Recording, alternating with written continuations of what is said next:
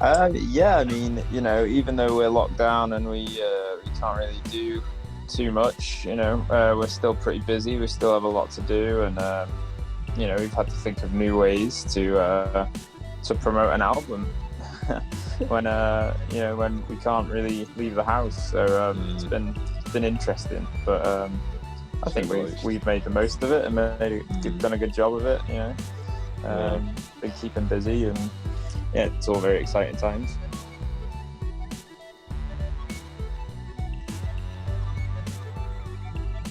It's on 24th, so 2 weeks tomorrow. Okay. Yeah, it's getting close.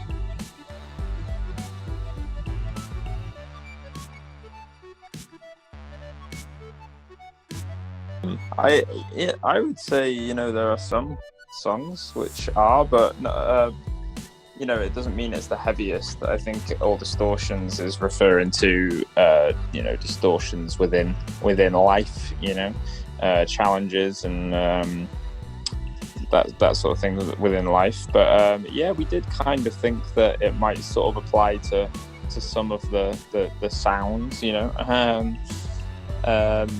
I think it's our best sounding record, as in production wise. I think the distortion tone that we used might be the best distortion that we've used. But I think it's more to do with just life in general, how life throws things at us, and those things are intentional.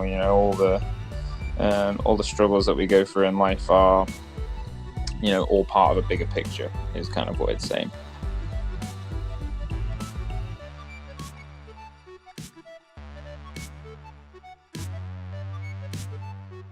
Wouldn't be a surprise if we gave it away. Yeah. That's a good point, Wes. But yeah, I think I think if you love NECKDEEP, then you're going to love this record, because the thing is with this record is it's very much a NECKDEEP record. I don't think it sounds like anyone else. I don't think that you can fit it into a particular box, into a particular genre. There are pop punk songs on there, but then there are rock songs on there. There's pop songs, there's slow songs, sad songs. It's kind of got a bit of everything that people love about NECKDEEP.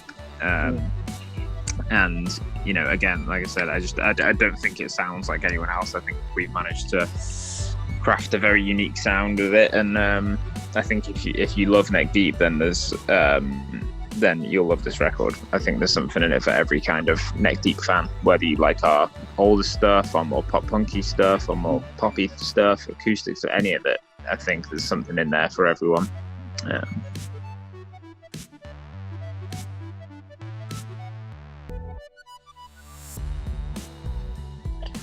Yeah, and some extra stuff too, I think. Yeah. I think it's the most adventurous record we've made. I think there are things in this record that we've never done before, and I can't wait to hear what people.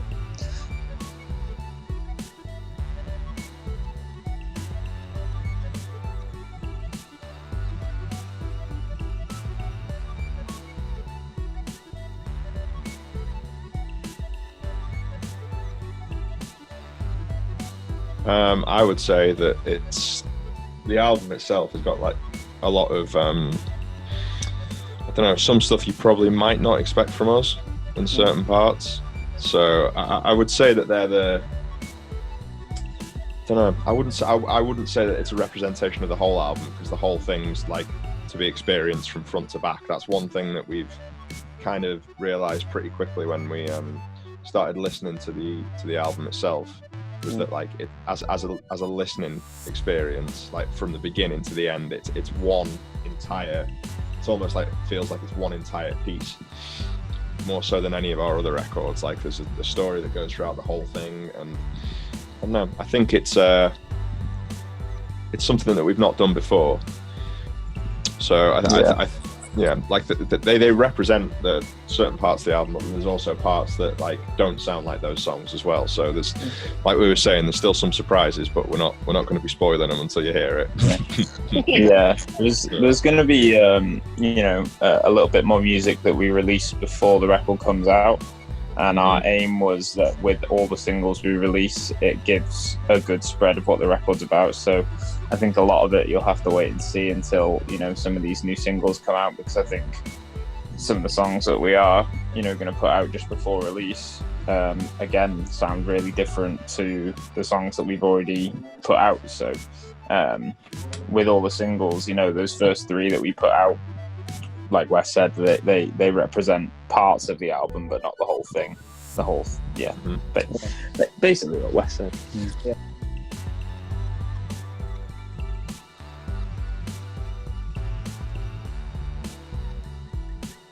West has been at the forefront of a lot of what we've been doing in lockdown, actually. So I'll let him take the wheel on that. In terms of like making the actual record itself, like we made this record before any of this happened. We recorded this at the end of the year, so that was recorded way before any pandemic was going on. We could leave the house. We locked ourselves away for like 2 months in a studio in South Wales in the middle of fucking nowhere with no internet, basically nothing around it for miles.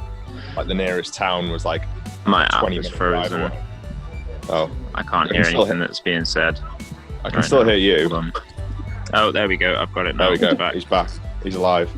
So yeah, okay. We're just saying that the album was recorded like end of last year, wasn't it? So the pandemic didn't really affect production. So I mean, we went and recorded the record, didn't post anywhere online that we were recording, didn't tell anyone that we were making a new album. I mean, people expected it at some point, and then we just came out. I think it was it February we released Low Life, or January ago? Do you remember? I think it was February, because it was when we did the pop-ups.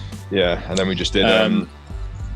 But I think as well, though, like lockdown, it's forced us to be creative with our production. Like, obviously, we'd been shooting music videos, and we would have been. We had stuff planned for America, to go to America and do promotion there. We had festivals and stuff to play in the UK and Europe, and all of that's cancelled, really. So, we've had to be very creative in the way that we do things. So we've had to make our own music videos, which West has been, West has been editing a bunch of those, and we've had to be, we've also started streaming on Twitch, which again was a West is kind of the head honcho of that stuff. Hence all this that's been stuff. a great way of us being able to stay in touch with fans, but also to stay active and keep bringing people content, really, whether it's us listening to old records or whether it's us just playing video games. That seems to have gone down really well. And we've just had to be creative, just had to think outside the box and think of things that we haven't done before. So it's been interesting, but I think we've handled it pretty well.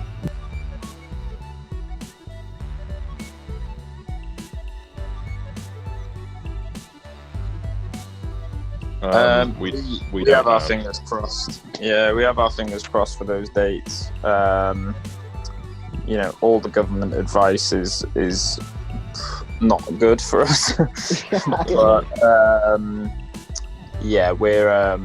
But we're just holding out that we can still do those dates, and we'll hopefully have an update for people sooner rather than later. But at the minute, we're kind of just holding out for and just hoping that by some miracle, everything will be okay by then.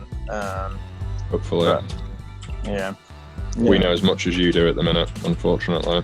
Yeah, that's the thing. The government's been pretty. The UK's handled it quite weirdly, so it's hard for us to know.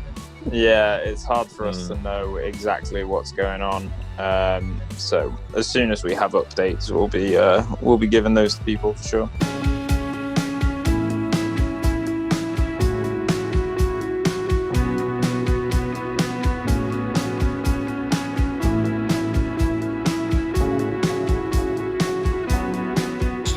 Yeah, it was great. Well, we've always worked with Seb in some way, but this was the first time that he was there, like actually recording the record. You know, a lot of the time in the past we've demoed ideas with Seb and written, you know, just done sort of early writing stuff with Seb. But this time around, Seb was in the studio with us. Seb was mixing and sort of co-producing, and yeah, it was great. You know, it felt very natural because Seb has always been involved. So it was kind of just like, you know, it wasn't like we had this new person in the studio with us. It just felt like we finally had someone in the studio with us who was working on this record, but had more than just it was more than just you know, somebody mixing the record. It was someone who lived in the record with you and lives, you know, lives and breathes neck deep the same way that you do. So it's, you know, that confidence in him was great, and you know, the dynamic was great too. So yeah, really just, you know, when we asked him to join the band, or we decided to join the band, it just felt totally natural. It didn't feel like we were adding a new member. It didn't feel like, you know, we were bringing in someone new. It was just, it had always kind of been there, and I think Seb was finally ready to do it and wanted to. That was the biggest surprise, I think, the fact that he just wanted to do it. Because, you know, for so long he was just the recording guy. You know, my brother who helped out with different things in the band, but the fact that he said, like, I actually want to join the band was a big surprise for me. I didn't think he'd ever want to join a band again. So when he said that, I was pretty stoked. Yeah. But actually, he had already been, right? Like in the early days of NECKDEEP, like post-hardcore bands. Seb. I mean, it pretty much all started in Seb's room, really. Yeah. Yeah, literally. We recorded our first ever songs, and I think our first 2 EPs and our first album were all recorded in Seb's bedroom. He's you know, shipped out merch orders for us. He's ran our social medias for us. Yeah, he's been involved every step of the way, really.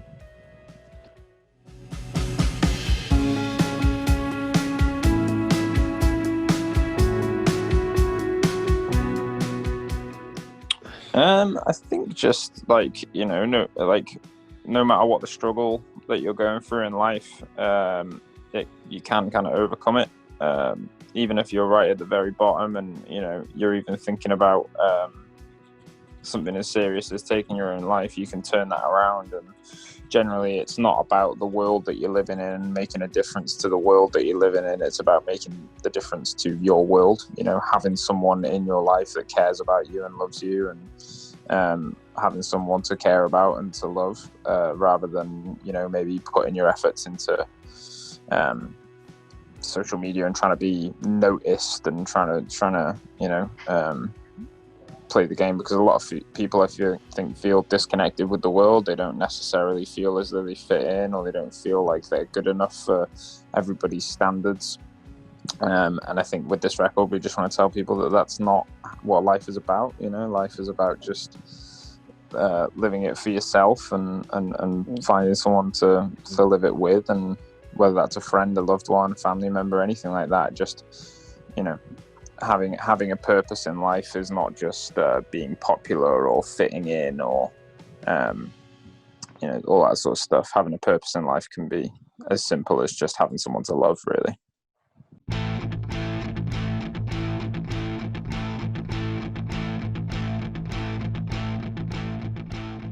Yeah, that was the one where the stage was absolutely fucking soaked the entire set. Wet with sweat. Yeah. Dude, it's sick though. We love it, man. Like the first time we ever came to Asia, we were like so surprised at the reaction. Like we'd known for a long time.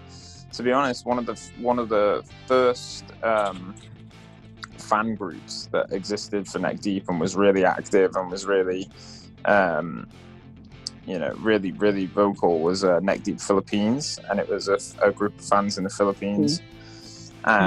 So we always knew that, you know, we had a lot of love in Asia and that we should make it out there one day. But then when we got there, we were absolutely blown away just by how many people knew NECKDEEP and came to see us, and how wild it was. My God, you know, every time we go to Southeast Asia, every show is nuts. It is wild, and yeah, we love it. And also the place in general too. Like, you know, we love the food and the culture and the you know, the country, like going out and seeing things and experiencing the culture and the food, and I love that part of it. Like, I love just sort of being there to travel and just experience new things as well. Like, I think it's such a beautiful part of the world, and you know, the people are all so friendly as well. Like, everyone is, you know, we've never had a bad time. We've always been looked after so well every time we've been there, and yeah, just it's great. Like, but you know, the first time was a little bit of a culture shock. I think, was it on the back end of a world tour, or was that? No, that was the second time. Did it in 2016 and 2018 or 17? Yeah, 18. I think. 18. Yeah. Yeah, and both of them were on the end of world tours. So, you know, we were pretty exhausted, but we got there and it was just unbelievable. And now it's like, you know, now we kind of know the ropes a little bit and we know what to expect. Like, it's one of those things where it's a place that we like really, really look forward to going. You know. Yeah.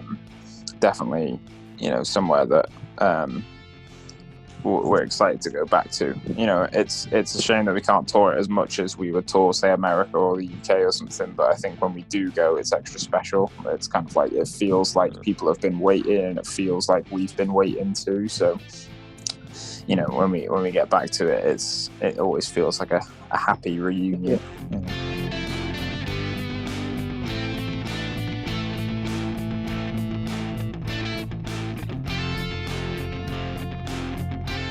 Get a sign up. Get a proper sign. Get it if we official. name the street after us, then we have to come back every year.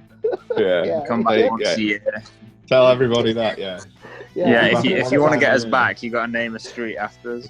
Got to be official. Was that the place where it had like the spa near the hotel? Yes, it was. Yeah. Yeah. Okay. Very sick. So again, we've been on the world tour. The crowded street. It must be Jakarta. Yeah. If you're stuck in traffic jam, it must be Jakarta. Okay, yeah. I mean, there was probably a lot of traffic. I don't think we ventured too far. There was a couple of really nice restaurants and coffee shops near us in Jakarta, which was great. Ate there a lot, and there was a spa that we went to, and because we'd been on tour for, you know, a long time, and we were all very tired and been traveling a lot and flying a lot. Flying every day, pretty much. Yeah, every day. And then we found this place in Jakarta, which, you know, we felt was a really good price for a massage. And we had like this amazing hour-long massage. Oh, God. Mate, I went 2 days in a row. As soon as we got to Asia, really, we were straight into relaxation mode. We all, you know, got a nice massage and ate really good food. And yeah, that's what I love about it, man. Like, it's just, you know, the hustle and bustle of everything, and you know, the people and the culture is just so different to what we're used to, but you know, so just amazing in so many ways as well. Yeah, it is. It's like a holiday for us. It's not even like we're on tour when we're there. Sometimes it's like, sometimes you forget, like, oh God, got a show to play, because you get so caught up in just being there and enjoying your time there that you forget that you've got shows to play sometimes. And you play the show and it's like, this is fucking sick. Yeah, exactly. Yeah, you play the show and it's some of the rowdiest shows you've ever played. I'd honestly say Southeast Asia maybe has some of my favourite shows we've ever played, potentially. Yeah. So, yeah. You love not having a barrier as well. Oh yeah, that was very interesting. No barrier with, you know, thousands of people would never happen in the UK or the US. No, wouldn't be allowed. No, but in Asia, it's just anything goes, man. It's crazy. I love it. Yeah. The fact that we had the promoters like, yeah, we think you should do it without the barrier. They were asking us. They were like, oh yeah, you should do the show with no barrier, and we were like, Are you sure? Is that safe? And he was like, yeah, oh, okay, fair enough. The show in Singapore got a little crazy. The show in Singapore that we played last time was in like a club, like a nightclub kind of thing. And there was some damage done, not intentionally, but I think there was just so many people. Yeah, it was accidental, but there was just so many people all going so wild that it got crazy. Show was crazy, but the first thing we said when we walked in, we were like, don't know if this is going to look the same when we're done. Yeah, and it didn't at all. No, it definitely did not. No, it didn't. 2 songs in. Do you remember Nui screaming down the mic, like, because we have talk back so we can hear the crew in our ears, and they were like, do not come off for an encore because they will not let you back on.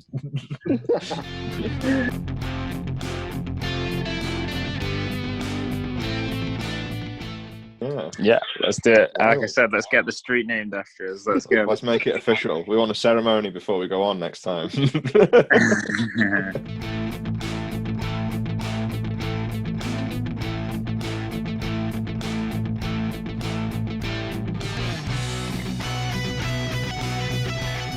I mean, it took them long enough, didn't it? Fucking hell. Yeah.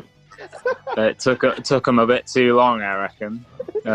They can't really say they're the best team in the world if it took them 30 years to win the trophy in their country. So, can fuck off. It's a one and only time. Still got another 12 trophies to catch up to United in the Premier League. So, yeah, we'll just leave it at that. I think, we'll leave it there. Took them 30 years. So I'm not mad about it. I heard that you love playing games, like PC games. What kind of games do you play? I'm currently playing. I've been playing for like the past 3 years, like Destiny 2, pretty seriously. Oh, Destiny 2. I play that. Version? Yeah, I play that a lot. Other than that, what have I been playing recently? Animal Crossing. Call of Duty, maybe? Call of Duty. See, Ben loves Call of Duty. I've played Call of Duty. I was just playing Call of Duty before this call. I fucking suck at it. I hate it. I'm so bad. Just the first Call of Duty. To be a good player on Call of Duty. I mean, I would be the wrong guy to give that advice, but don't stop moving is my advice. Don't stand still. Just keep moving all the time.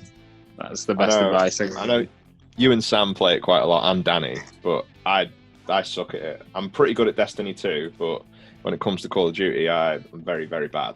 Is it honestly, if you played the multiplayer, you'd be decent, West. If you play Destiny, the shooting is quite similar, I would say. I don't know. I prefer Destiny. Don't want to play it with lasers, robots. They're the same game, but one is the real world and one is a fantasy world. One's in space. One's got space wizards. Yeah, pretty much. Yeah. Okay, I think that's enough for us today. I've run out of the questions. Thank you, Ben and Matt, for joining us. No worries. In this interview. No worries. Thank you. And send us my greeting to your other members. Maybe I'll see you guys in Jakarta anytime soon. Yeah, definitely. Hope so. When the lockdown's lifted, I'd love to. We can't wait to get back on tour. So yeah, hopefully see you soon. Okay.